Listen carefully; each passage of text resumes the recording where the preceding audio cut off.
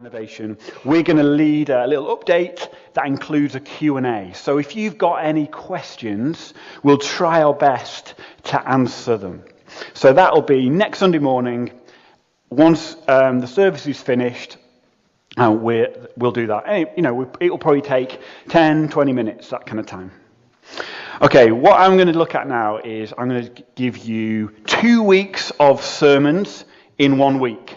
Last Sunday, sadly, school said, you can't use the building, it's school holidays still, you can't meet. And we said, okay, no problem, we'll go for a walk. So if you joined us last Sunday, we had a brilliant time walking around Middleton Park. However, it does mean the preaching plans had to be condensed. So I'm going to do my very best to give you a double portion in half the normal amount of time.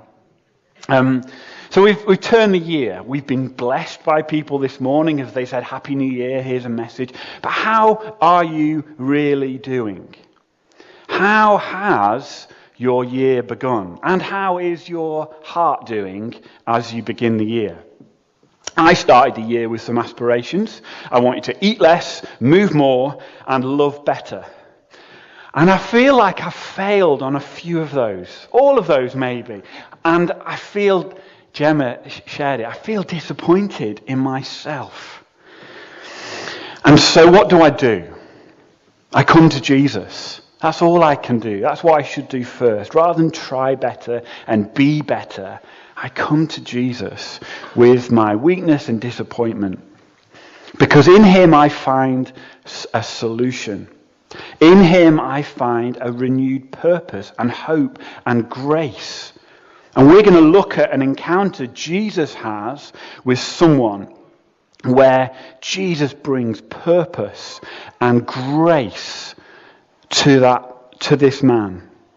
And this story's got a lot to do with surrender. So we're going to read a parable and a passage. We've got 2 things we're going to do. We're going to look at the story of Zacchaeus, and we're going to look at the parable of the pearl of great price. And I'm going to share why it's so important for us to be in a vision message. Isn't just about doing and being better.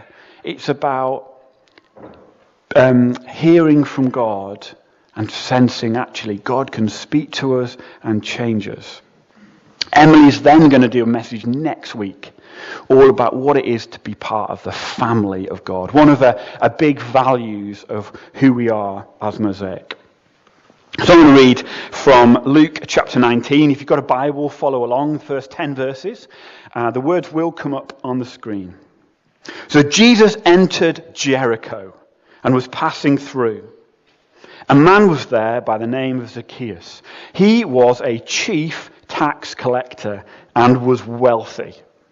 He wanted to see who Jesus was, but because he was short, he could not see over the crowd. So he ran ahead and climbed a sycamore fig tree to see him, since Jesus was coming that way. When Jesus reached the spot, he looked up and he said to him, Zacchaeus, come down immediately. I must stay at your house today. So he came down at once and welcomed him gladly. All the people saw this and began to mutter, he's gone to be with the guest of a sinner. But Zacchaeus stood up and he said to the Lord, look, Lord, here and now I give half of my possessions to the poor. And if I've cheated anybody out of anything, I will pay 4 times the amount. Jesus said to him, today salvation has come to this house, because this man too is a son of Abraham. For the Son of Man came to seek and save the lost. As with any narrative account, it's important to understand what's happened before the story we've just read. So what happens in the previous chapter? So that was chapter 19. In chapter 18, we see Jesus share a parable of a contrast between 2 people. A contrast of a Pharisee, a teacher of the law, and a tax collector. The Pharisee, who represented the religious people, those on the inside, He prays with a self-righteousness in his heart that attempts to raise himself up before God and say, God, I'm really great. You need to look at me. How good am I? He says, notice me. Give me the credit that I have earned, that I deserve. And in that parable, the Pharisee, this teacher, his heart is full of pride. All of the things he's done well. All of his religious accomplishments. The tax collector, though, in Jesus' parable, who represents the downtrodden, the weak, the outsiders, he calls on God for mercy, recognizing his own brokenness, his lowliness, his weakness. Jesus teaches it's not the first, but the second man that will get lifted up by God. What's our posture like before God? Is it humble, like the tax collector, or is it full of pride, like the Pharisee? If it's humble, ultimately, it will mean that we can receive from Jesus grace, and be a channel of that grace to others. Or are we proud? Puffed up, made bigger in ourselves because of our spiritual accomplishments. And then what that means is we end up looking down on people who aren't as good as us.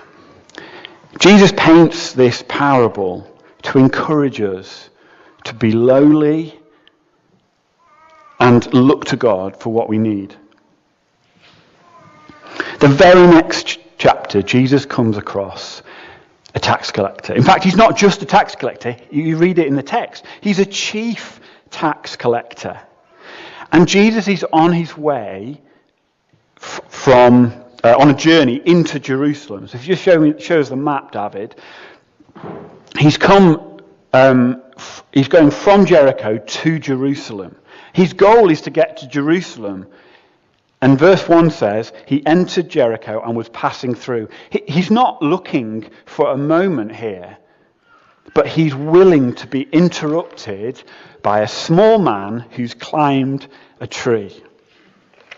Jesus is willing to be interrupted. Never feel like you can't come to him and interrupt what he's doing. Never feel like he's got plans in another part of the world or in someone who's better than you. Always believe that this is the heart of Jesus, willing to be interrupted by people who want him. Jesus is going to Jerusalem because he's heading towards his death. That's also mentioned in chapter 17. He speaks of his death, foretelling it, so that it might provide a way to save the people and forgive their sin. So passing through Jericho, he's got about 16 miles to go.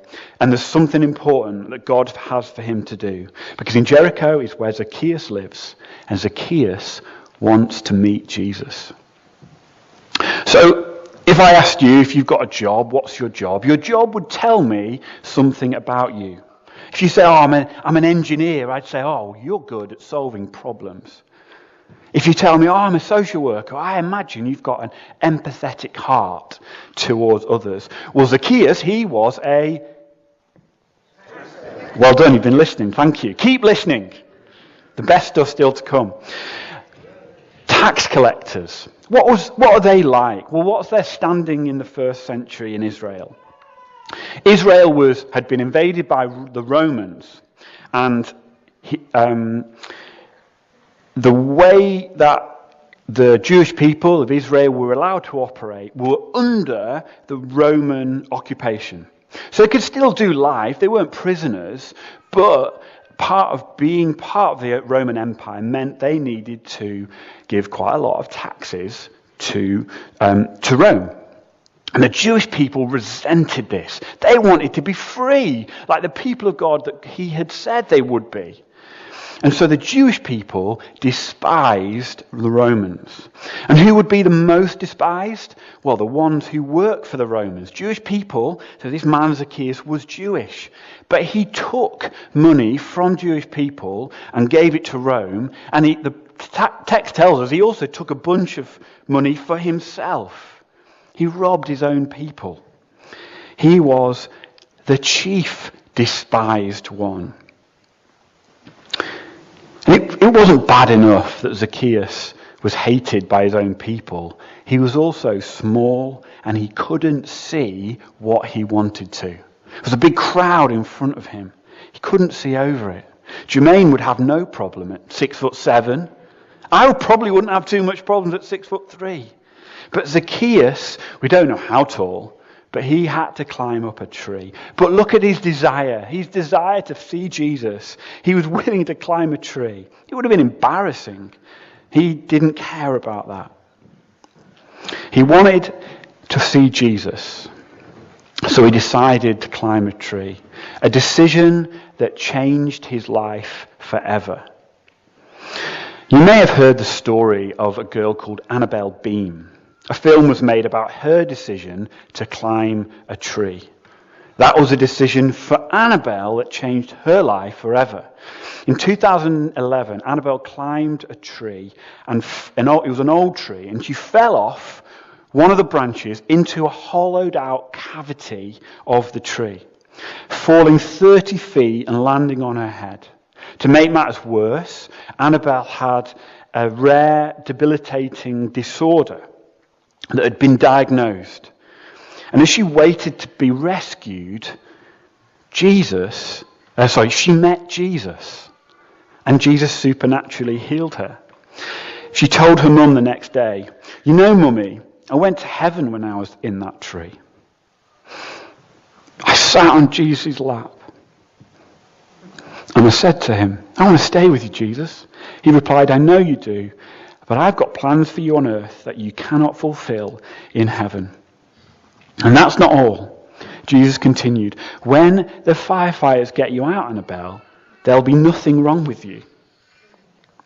Chrissy, her mum, recounts that all the firefighters, paramedics and everybody were saying to her, "We just want to prepare you. We've never had a child fall 30 feet and not suffer paralysis or broken bones." What happened to Annabelle? Not only was she physically fine from the fall, but her mother had said her condition had gone and has never returned. Jesus is still at work today. Jesus is still able to do miraculous things. But for Zacchaeus, he didn't fall from that tree, but he had a come on down moment. Do you remember that? Do you remember that phrase? If you're as old as I am, maybe you will. For those who are not as old as I am, this was Bruce Forsyth's catchphrase for a TV program called Play Your Cards Right.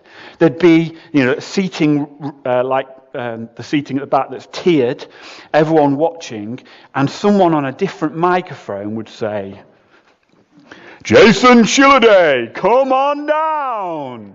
And they'd kind of be excited and come forward and stand at the front, and they would get to play to win a toy car or something. The prizes weren't always that good on Play Your Cards Right.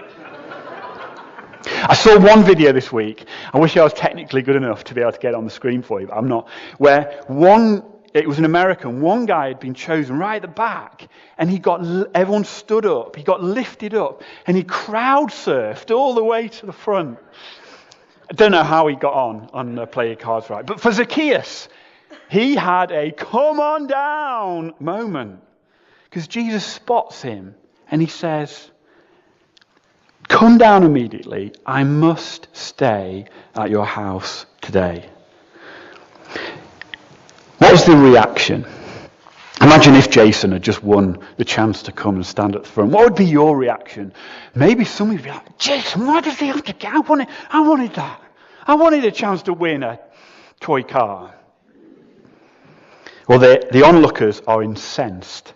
He's gone to be with a guest in the house of a sinner. They're incensed not at Zacchaeus. They're incensed at Jesus. How dare he give priority for a man like that? Sorry, Jason, I'm not now talking to you. How dare Jesus be like that? Wanting to spend time with people who robbed people. Who wanted to spend time with people that support the Romans, our great enemy. Remember chapter 18 and the parable, the chapter before, chapter 18, the parable of the Pharisee and the tax collector. We have it played out in real life. Those who exalt themselves, those who lift themselves up, will be humbled. But those who humble themselves will be lifted up. What about Zacchaeus? What's his reaction to Jesus? Well, he welcomes Jesus gladly. Verse 6 tells us he came down at once and welcomed him gladly. Is that your experience? Jesus Christ, the baby we celebrate at Christmas being born, he says, how will you welcome me? Welcome him gladly like Zacchaeus. Then Zacchaeus does something remarkable. In verse 8, I'm reading here, Zacchaeus stood up and said to the Lord, look, Lord, here and now I give half of my possessions to the poor, and if I've cheated anybody out of anything, I will pay back 4 times the amount. Zacchaeus has encountered Jesus. He's laid his eyes on him. He has seen with faith that this is the one who was sent by God to bring salvation to the whole world. And Zacchaeus chooses surrender. He says, I'm sorry, God. You can see in this encounter the sin that he needs to repent of is greed and of stealing money. And he's repented, and in response to his now freed heart, he says, I'll give money to the poor, and anyone I've cheated, I'll give back 4 times the amount. You see, seeing Jesus and encountering his love and grace has changed Zacchaeus' identity. He's received this new identity that he is a loved son of God. You imagine this story is a longer version. Jesus will have said some more things to him. Zacchaeus probably responded. We just get the condensed version here. But Zacchaeus has found a new identity. For Christmas, I got this new coat, and my mum bought it for me, and I absolutely love it. And this coat, I went home to get changed earlier, picked up the kids, brought them back, and I put this coat on. At the moment, it's my favourite coat. And what happens when we become a Christian? We take off an old coat and we put on a new one. Not a jacket from Marks and Spencer's. Trendy for the 40-year-olds in the room. Kids are dying over there. Oh, Dad, don't talk about fashion again. Trendy. And they love it when the youth get to stay in and I'm preaching, don't you? Yeah. Lydia gets saved because she's in Mo Juniors, but she'll get it next year when she's a year 7. Sorry, distracted. We take off our old coats, our old identity, our identity of the world, and we put on an identity that has been given by, not my mum, but by a Father in heaven. That means that we've received a cloak of righteousness. We are right with God because of what he's done. This new identity is permanent. At some point today, I'll take this jacket off. But the coat that God gives us is permanent. We keep it on. It can't be taken away from us. We are seen as sons and daughters of God, receiving righteousness from him. And that's what happened to Zacchaeus. Jesus has changed his identity, and then, as a result, his attitude changes. Seeing Jesus changes Zacchaeus' attitude. It frees him from an approach to wealth that means he's got to keep it. Hold on to it. Take it. Take it. His hands are out wide. Freely I'll give to the poor. Freely I'll return what I've owed when I've stolen from people, and more. And seeing Jesus changed his future. Eternity with God, salvation, forgiveness of sins. They're now his, now and forever. What a moment for Zacchaeus. And in the story, I want you to see Zacchaeus and be able to see see what he sees, seeing Jesus, of how amazing Jesus is. And the response, of course, for us. If we really get Jesus, if we really see who he is, we receive a new identity. We receive new attitudes. We receive a new future. I'm just going to take you to Matthew 13. I want you to share a parable. Felt I had, like I say, a double portion for you. So I've got a parable here, and the parable is taken from Matthew 13. I think it'll come up on screen. Again, the kingdom of heaven is like a merchant. A merchant is a rich man who buys and sells, looking for fine pearls. When he found one of great value, he went away and sold everything he had and bought it. Here the merchant is actively searching. He's looking for things of value. He's looking for pearls. And for him, when he finds it, it's worth selling everything he has in order to acquire it. Today, no matter who you are, no matter where you've been searching for purpose, for meaning, whether maybe this Sunday is the first time you've come to Mosaic South, well, listen, to find Jesus is the best treasure you'll ever find. This is where true joy, true value can be found. And I want to call you to considering your life and surrendering it to Jesus. All of you today. Surrender for the first time, surrender for the 100th time. Life is all about Jesus and how you respond to him. This pearl of great value, it's what millions of people around the world have discovered. Let me tell you a quick testimony. Sorry if you've heard this story before, of an Indian man called Raj. Raj was one of 6 children born into a wealthy Brahmin family. He was one of the highest in Indian society. They have a caste system. And Raj's family was right up there. At the age of 23, Raj encountered Jesus. He decided to surrender his life and follow him. And his family disinherited him. They cut him off. They said, "To us you are dead." They even held a funeral for Raj. He wasn't dead, but he was dead to them. Neither his parents nor brothers or sisters have ever spoken to him again. So in that moment, for several weeks, he lived in Bangalore and he just wandered the streets and had no food to eat. Day and night, he walked all day and then slept in the park. But he started a new life. He started to speak about his faith in Jesus. And through him, thousands of other people found Jesus. He went on to lead a prayer movement of over 3 million people in India and became leader of Alpha in India for nearly a decade. Although he left everything, Raj said he found the pearl of great value. But what if the merchant is actually Jesus? What if we're the pearl? Jesus finds us. Jesus sells everything he has, steps down from heaven and becomes a man. He buys the pearl, the valuable pearl, with his blood shed on the cross. We were bought for a price, and he did it for the joy set before him. Whichever way you read the parable, I believe can be true. How do we know that Jesus is worth surrendering to?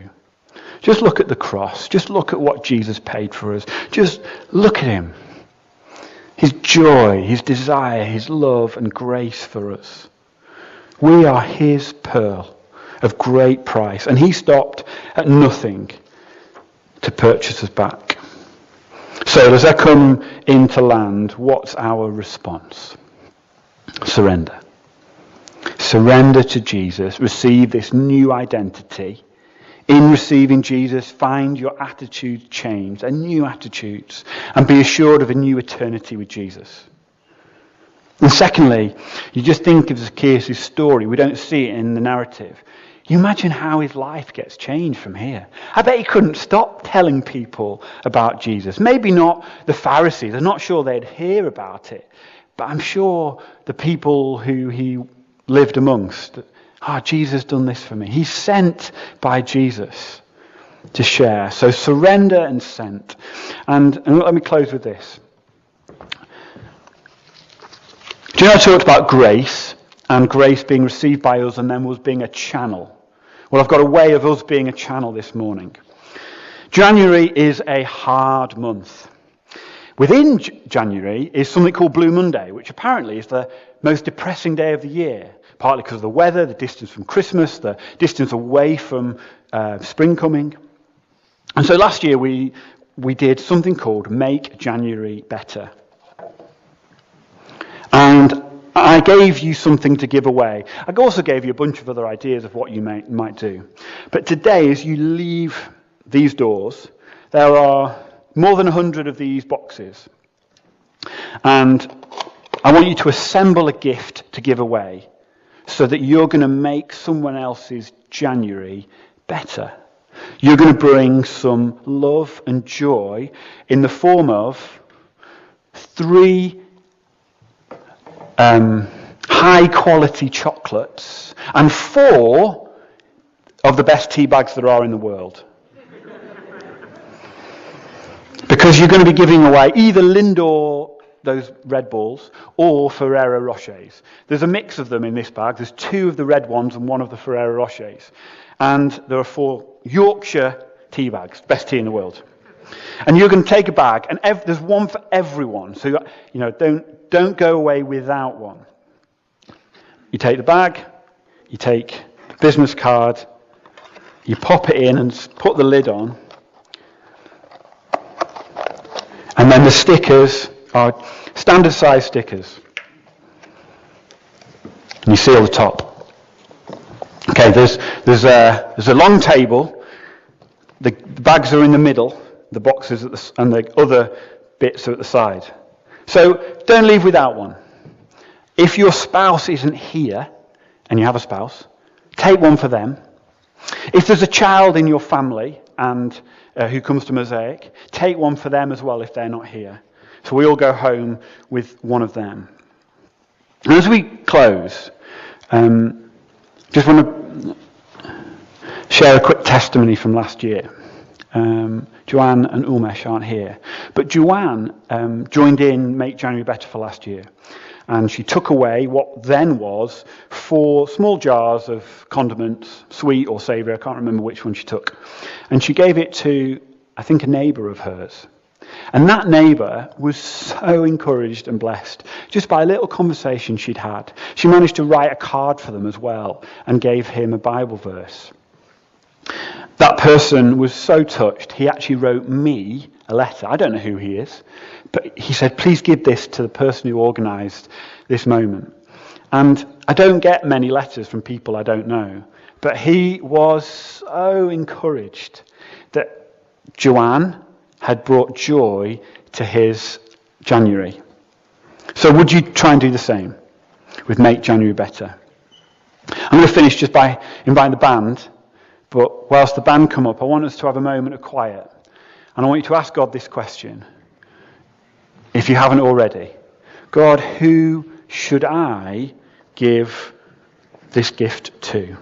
And sometimes when we ask these questions, he puts a name into our hearts, or perhaps it's a picture of a person that you'll see.